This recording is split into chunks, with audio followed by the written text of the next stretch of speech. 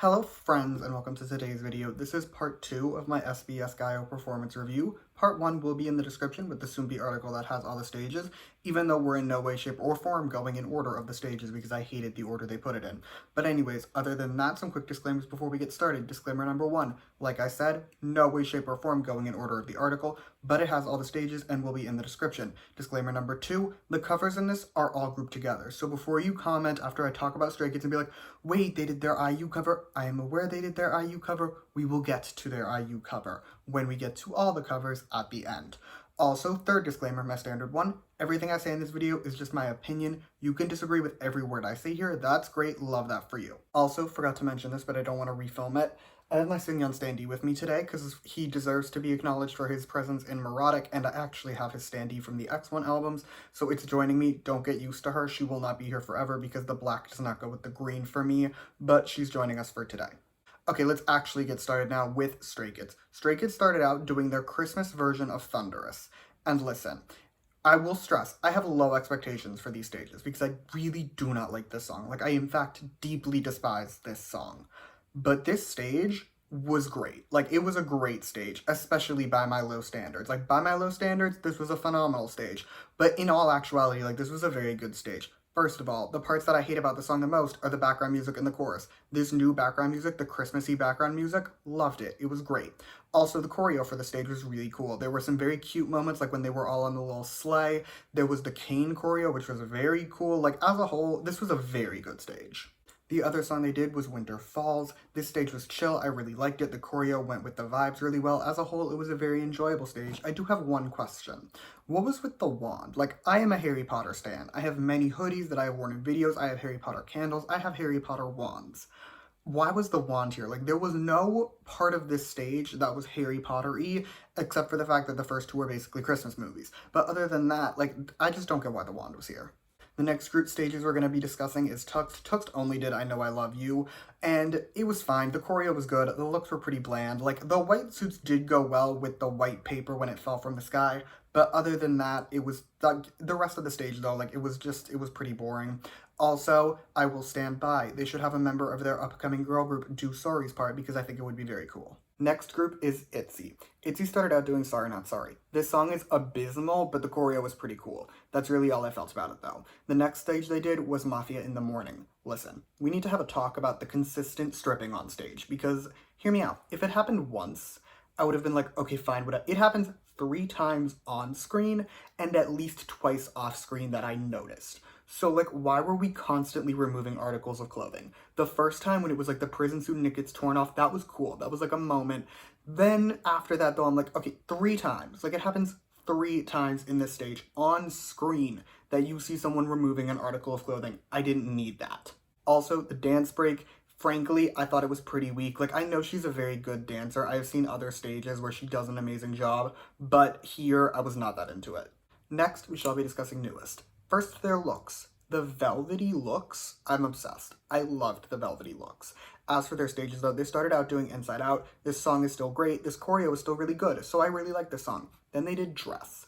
Dress was, in my opinion, the ideal, like the superior of the newest stages, but also one of the best stages of the night. Like, the choreo was so good. The song is great. It was so cool. The way they were doing it with the backup dancers was just, it was a moment. I loved this stage. And I want to say shout out to the backup dancers because they deserve hype and they never get hype. Next, Key. Key graced us with his presence, and we should all be grateful because his stages were some of the best of the night. First, he did Helium, and the choreo was amazing. The song is great. He looked phenomenal. It was a moment. Then he did his little remixy moment of Bad Love, and I was obsessed. Like, it was too good. The choreo was so cool. He still looked great. It was such a moment. His stages were the best of the night. Next, while we're on our little SM trend, we're doing aespa. aespa started out with Next Level. I forget where it was. I think it was the KBS Gayo, but I might be wrong. Maybe. But somewhere they did like 90 seconds of Next Level, and that was it. And I think they should have done that here. We didn't need like the full whole 2 minutes of Next Level. It was unnecessary. I didn't need all that. But whatever. After that, they did Savage. And I have said before, I hate the choreo for the chorus. I really do. I think it's so boring and it's so basic, and seeing all the backup dancers doing it with them only made me hate it more because it just looked so much worse with all the people doing it. So that definitely was not a win. We are closing it out with Red Velvet because they deserve every bit of attention and hype after what happened. So we're ending with Red Velvet, other than the covers. We'll still do those. But for Red Velvet, we're going to start with the actual Red Velvet stage, which was Queendom first. The looks, other than Irene, I was totally here for the looks. I really liked all the other looks. They were great. As for the stage itself, the choreo was really good. The song is great. It was a very enjoyable stage to watch. Next, Wendy's solo stage. First up, this was quite possibly my favorite look of the night. It was definitely like top 3 looks of the night. She looked in the blue dress gorgeous. It was so pretty. The stage itself, though, was pretty boring. Like, nothing really happened. The last of what I have deemed the actual Red Velvet stages is Joy's Hello stage. This was fine. She looked cute, but she was really just vibing on her hexagon, not really doing anything, so it wasn't that engaging to watch. We have now reached cover hours, and we're starting with Joy's cover because we just discussed her solo stage. She did a cover of some very old song that I've never heard before, but she looked gorgeous. The song, though, the cover was 90 seconds long at the most. Nothing really happened. Next, Red Velvet and Dream, we have their little cover moment. It was cute. I really liked the looks. It was another song I've never heard, but it was low-key a bop, so I was kind of here for it. Plus, I'm a Hedgehog fan. He looked really cute. He sounded great. Now for the MC cover, they did a song that I've still never heard, but I swear 90% of the words spoken during this 30 seconds were Christmas. I'm not even kidding. If I cared more, I'd actually count, but I would bet money at least 85% were literally just the word Christmas, like repeated over and over and over again. I will say it was cute for what it was. It was only 30 seconds long, and Yuna looked absolutely gorgeous. Next, the aforementioned Stray Kids IU cover. It was fine. The raps weren't really that great in my opinion. Also, the vocals didn't hit that well. Like, I am always here to hype up Seungmin, especially. Like, his vocals, I am always here to hype them up. He didn't sound that great here. I'm just gonna admit it. Like, he didn't sound bad. None of them sounded bad, but it definitely wasn't good. Next, the boys cover with Oh My Girl. It was very Christmassy, even though I've never heard the song before. Like, it fit Christmas. Like, it was definitely a very Christmassy cover and experience, but I am going to point out one of the groups sounded a little bit better vocally than the other. I will let you take your guess on which one I'm referring to, but I will say one of them has a member standing next to me, and leave it at that. Next, ITZY's cover.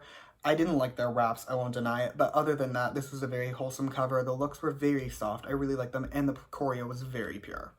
Now, our first TVXQ cover of the night, the Tuxed one.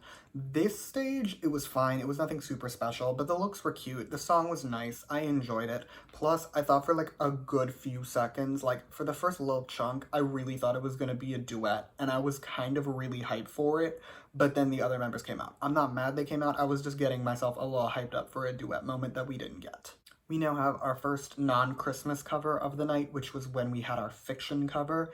This stage was a moment. Like, I was here for this stage. The looks, they were Oh My Girl's looks from their stage, but they fit fiction, so I was really here for the looks. The vocals were great, the raps were good, it was a great choreo moment. Like, this stage was just a moment for me.